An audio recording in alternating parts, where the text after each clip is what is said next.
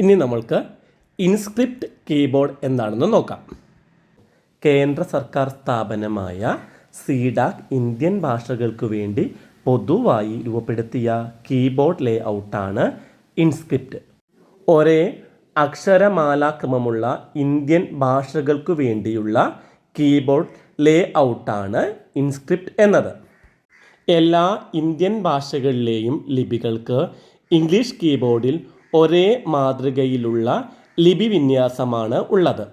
അതായത് മലയാളത്തിലെ ആ എന്ന ലിപി ഇംഗ്ലീഷ് കീബോർഡിലെ ഉ എന്ന കീയിലാണെങ്കിൽ ഹിന്ദി, കന്നഡ, തെലുങ്ക് തുടങ്ങിയ ഭാഷകളിലെയും ഇപ്രകാരത്തിൽ ഉ എന്ന കീയിൽ തന്നെയായിരിക്കും.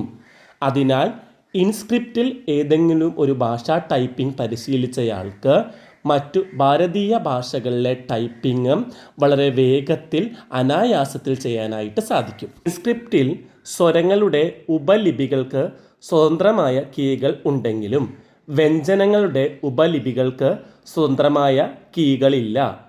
കൂട്ടക്ഷര ലിപികൾ രൂപപ്പെടുത്തുന്നതിനുള്ള ലിങ്ക് കീയായി ഉ ആണ് ഉപയോഗിക്കുന്നത്. ഇൻസ്ക്രിപ്റ്റ് കീബോർഡിൽ കൈയെഴുത്തിലെ ക്രമത്തിലല്ല ലിപികൾ ടൈപ്പ് ചെയ്യുന്നത്. വർണ്ണങ്ങളുടെ ഉച്ചാരണക്രമമാണ് ഇൻസ്ക്രിപ്റ്റ് കീബോർഡിൽ ടൈപ്പിങ്ങിനായി പിന്തുടരുന്നത്. ഇസ്കി എൻകോഡിങ്ങിൻ്റെ കാലഘട്ടത്തിൽ നിലവിൽ വന്ന ഇൻസ്ക്രിപ്റ്റ് കീബോർഡ് ഇന്നും പ്രസാധകശാലകളിലും DPP സെൻ്ററുകളിലും ഉപയോഗിക്കുന്നുണ്ട്.